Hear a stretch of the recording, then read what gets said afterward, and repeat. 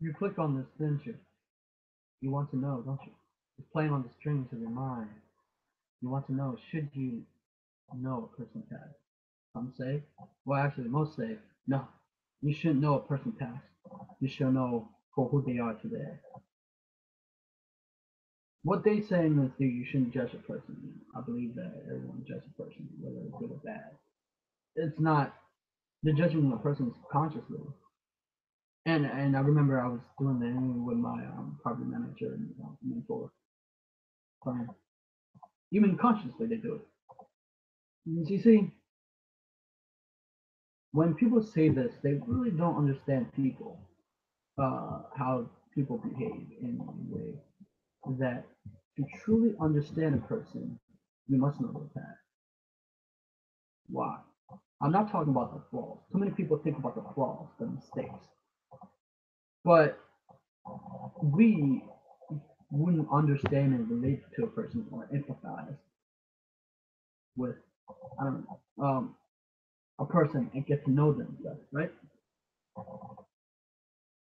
When we try to, let's say we meet a new uh, uh, approach a stranger, we ask basic stuff, but we essentially must know not the history, but the see the thing is, let's say if you talk about people interest, right? What does have to essentially do? Well, people interest and make them light up, right? Like all I the interview that I try to do is make people to light up and see them smile because I hit a spot. And and observing people see the thing is people say that they don't need to know a person um, now. I mean past, but they need to. They'll. It's okay that you know I accept who you are now. You should accept them regardless of who are them now, and you should accept them for who they are in the past. But too many people are judgmental. They judge you by your credential, your education. A lot of people judge you on education, but that's a topic for another day. And yeah, sure, they said you don't know a person past, you don't know what they're going through, their pain, what they have suffered. Most people don't know how, they just never thought what a person has to go through, all the obstacle, all the pain that they have to suffer. And it's not easy for a person. So we should never bring up painful memories um, to get to know a person. But I said you should know their person past. Why? It's different. I'll give you a different perspective and change the way you think things and the way how you view the past. Most people would say, no, you should leave the past. I'm not talking about the past of the mistakes or the faults. I'm talking about the past with their references, their likes, why they like the thing they like. For instance, if you would ask me, what did you like as a child? Like, uh, what mine was Power Rangers. Now, if you talk about that, I would talk for hours on Power Rangers. That's my past. What else is still my interest today? Like some of the interests, some of the things that you like or you have an affinity for, so you still like. If I pick out that subject, it's probably related to your past, or maybe it's relevant to you, but it's still your past will become like your present will become your past, you know, or your present will become your past. Yeah, and it build up, and you should know because it's when you should know a person is what you're trying to do is to relate a person by their interest. You talk essentially what you want to do is to know a person by having the people skill. And when you can have the people skill, you can relate and interact with them. And what happens is they feel that you understood them, and they that you build rapport with them, and essentially they like you as a person because you're interested in them. And most people don't understand about people in general that if you notice, if you take out the technique and the thing, you just pick up their talk about what they're interested in and be interested in them and not interested yourself. Most of the time, most people believe that in order to get a person to like you, you must be interested, get them to be interested in you. But that's the opposite. You've got to be interested in them first. And as they are interested in you, I mean, interested as you're interested in them, they'll be interested in you as a person because it's saying that hey, this person is like me, and he liked me, and he asked about me, and it make them light up. It make them feel heard that they have a voice because people generally like to talk about themselves. It's not it's not it's not known through uh, the population because we weren't taught in school. I wish it did.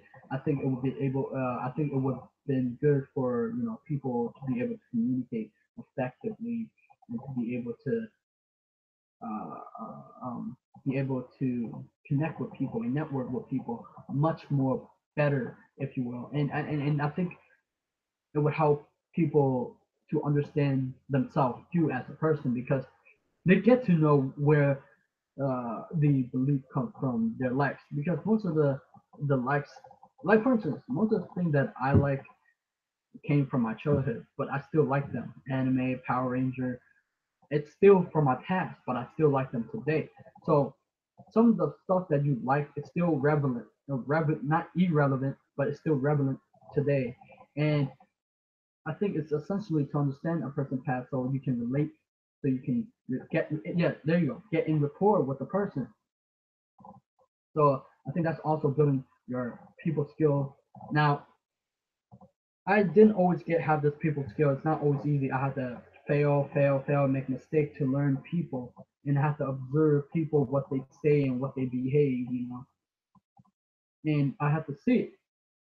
It doesn't, it's pattern recognition. It's pattern recognition is be able to take a whole series of experiences in hindsight, like your brain can do that, and it pick out patterns, and you get to see people how people behave, and it's just a way. And yeah, it makes you much more better as a human being, and create a level of understanding. And once you start to understand people, like it's not just also talking about their interests, it's also get emotionally in touch with them. And as you do that, what happens is you go to bond. And also you have to listen, like actively listen to them and engage. When I do the interview, I try to pick out what they say that hit them the most, and I try to pick. It's not always because I let them talk, and I try to keep that in mind sometimes, but sometimes I forget. But I try to hit that core spot. Maybe pick a subject.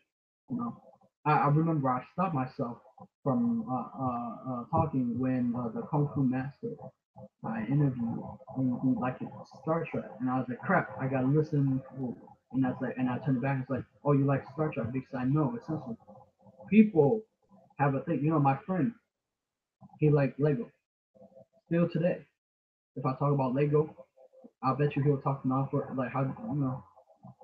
But essentially, you have to understand people and get them to know you better too.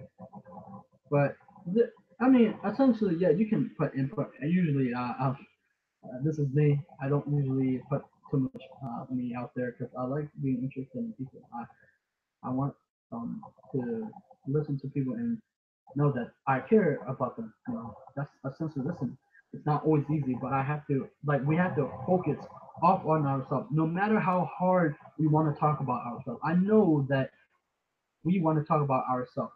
We get to the point I can talk about myself with my brothers and my friends, but essentially I realized what a long time ago. I remember this because I used to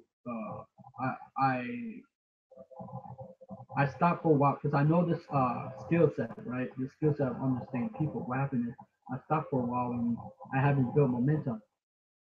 And then I remember I didn't listen to my friend well, and he's like, "You're always interrupting," and that's a lesson that we all should have learned. That we should never interrupt a person, because what happened is the person want to hear you. I mean, not hear you. The it's okay. I want the person want you to hear them. Essentially, they want to be heard by you. All right, do you see me? Do you hear what I'm saying? Do you understand me? You know, like that. And we have to stop interrupting. A lot of people like to interrupt people, um, and it's not a good people skill. It's not a good listening skill, and you can't get build rapport in that way. Um, I remember, I remember this lady in my neighborhood. I I know this core value of listening, but I guess I doze off. But she had to get my attention twice.